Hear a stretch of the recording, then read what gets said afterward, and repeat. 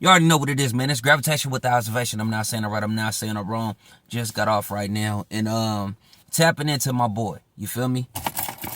Tapping into my boy, Mic Drop Media TV 12. I believe that's what it is, man.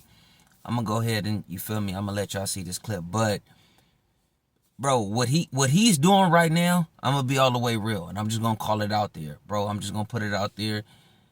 That's what's the dirt. And you know, I know a lot of people like, bro, don't even get that individual attention, but the path that he was starting off, that's what he's doing right now, bro. And I have to salute that individual. You feel me? Been watching a lot of his content. I have to salute that individual for sure, because he's been really breaking it down. I know some people be like, oh, he seemed like he's biased towards one side. Regardless, bro. Regardless, however you want to look at the situation, because that's what's the dirt is doing right now. Let me go back and look at this, because we can all, bro, interpretation is a mug, bro. I'm gonna be all the way real. However we look at certain things, a lot of rappers even came out and said that, hey, I didn't mean it like that or whatever. But if that's what you took from that, hey, salute. But anyways, though, man, I want y'all to check out this clip, man. Check out this clip real quick, you feel me? And I'm going to get back to talking about what I'm talking about. Salute. The point of a rap beef is to win. If you lose, you lost. You can't retroactively claim you were trolling. But Drake's fans have created this alternate reality where losing is actually winning if you claim you were trolling. Nah, this is all bad, you guys. Listen, man, calling somebody a K-bot might be funny online, but once you're actually out there in the real world and you're actually meeting people that's legit Kendrick fans, that's when you come to realize the actual impact of Kendrick Lamar. Last night, you guys, DJ... These are people who still believe that... I mean...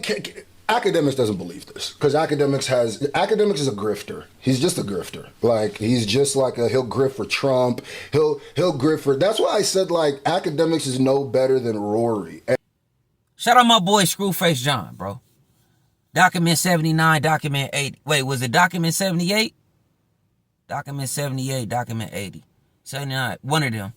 6, 7. Anyways, though, bro, man, shout out my boy Screwface John. 100.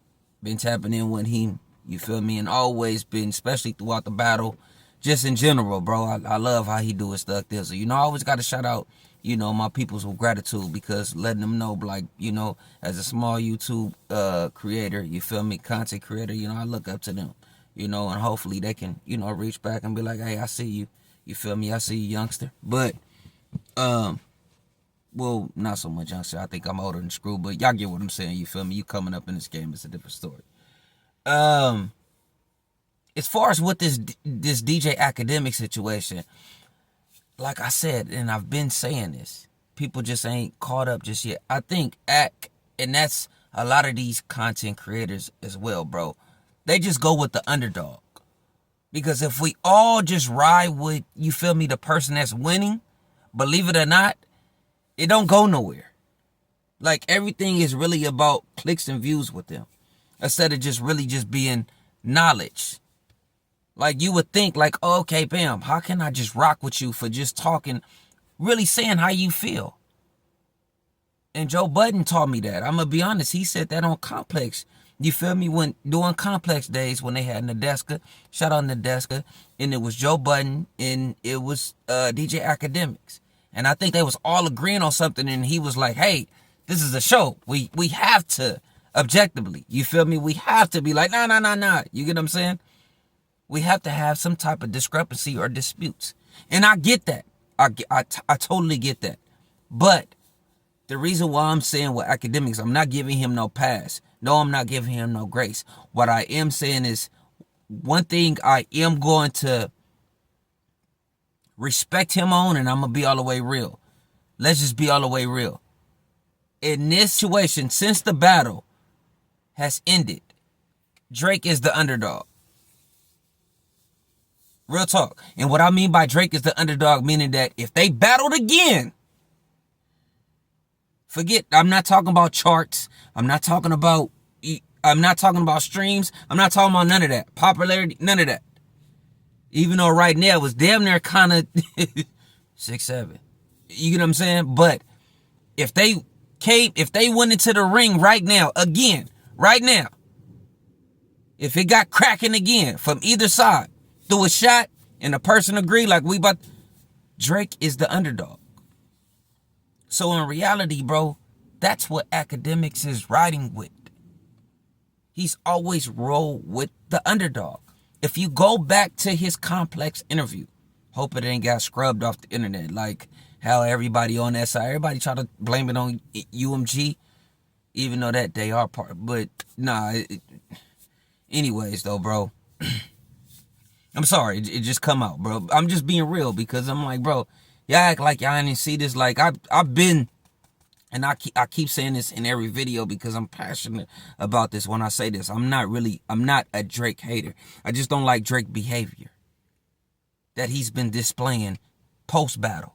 I'm not a Drake hater. I just don't like Drake behavior that he's been displaying post battle, and that's just being real. But if you go back into those interviews, right? Or just those podcasts when they talking, how the way Act broke down to Pimp a Butterfly during that time. And it's all over the internet. And Joe even asked him, so you think that Drake is scared of kids? Motherfucker, yes. Even if he was trolling, right? All bullshit aside, even if he was trolling, at that time, that's how he really felt. Because he even admitted, he the one that put that in my mind. I didn't even realize that. I'm going to be all the way real. I thought that Dot was rapping better on Not Overly Dedicated. Wait, what was it? No, Good Kid, Mad City. I'm like, no, Dot rapping way better until he put that in my head. Like, no, Kendrick did some of his best rapping on To Pimp a Butterfly. And I had to go back and I'm like, oh shit. Yes, he is. He is. 100. He is. Now, did I put that back in my tape deck? I'm going to keep it all the way a buck. No, because I was on Mozzie during that time. I'm going to be all the way real. That's why I say music, bro, it all depends on where you at in your life. I always say, bro, I always name albums, like where I'm at in my life. It's like a bookmark, like if that makes sense. You feel me? It's like a reference point. Like, okay, man, when that album dropped, I know I was over here. When that album dropped, I wasn't doing so good in life. But I know I definitely was over here. When that album dropped, I was getting it during that time. I definitely was getting it during that time. So that's how we look at certain situations. To Pimp a Butterfly, when it first dropped, I definitely was on it. Definitely had replay value. Definitely. But was I act on it like that? No, I wouldn't. But hip-hop has never been like that. That's why I don't understand how we making it seem like it was Drake. Even when I listened to Drake, it was never just, bump, okay. I'm going to be real. Past, and I said this numerous times, but I'll say this again. I think after So Far Gone, I'm going to be real. Even Take Care had me in that box a little bit. But So Far Gone and Comeback Season, I was like, oh yeah, we were listening to that no matter where we traveling to or what. Just like when it comes to Overly Dedicated, when it come to Kendrick, bro, that's what we on. Section 80, I'm going to be all the way real. Even though that's his critically acclaimed where everybody was like, oh, man, this what we on, bro. Section 80, it took a minute for that to grow on me, bro. I'm going to be real. It took a minute for Section 80 to grow on me. I was still on OD. I was still listening to Overly Dedicated. And then when Good Kid, Mad City came out, he spoke so much on what we was just going through at that time. Not so much right then and there, but a couple years prior. Like, he spoke it so I'm like, bro, The Art of Peer Pressure, to this day, bro, that's my favorite song by Kendrick Lamar. And he has tons of them, but that's my song when it come to Dot. The Art of Peer Pressure. Because I feel like that song speaks to anybody, bro, for any region. You're a liar. Any region that's in the streets, or a person that Good Kid, Mad City, and I don't care where you at. It don't have to be East Coast, West Coast, North, South, none of that, bro. Even in a different country, in a different continent. If you active in the street and you know that peer pressure and how you are, like, come on, bro. But, my bad, I felt like I got kind of far off the subject. But anyways, what I'm saying is, y'all go tap into my boy Mic Drop Media, you feel me? TV12. Like I said, I'm gonna leave it up there for y'all to go tap in to the whole situation. But I just want to talk about that with Screw. You feel me? And I hope Screw understand that, bro. That's Akademiks in general. He just goes with the underdog, bro. At that time when that question was being presented, everybody felt like Kendrick was the underdog. Believe it or not. Everybody felt like Kendrick was the underdog, and that's who he went with. And that's what I'm seeing. I'm like, oh, okay, I see why he did that.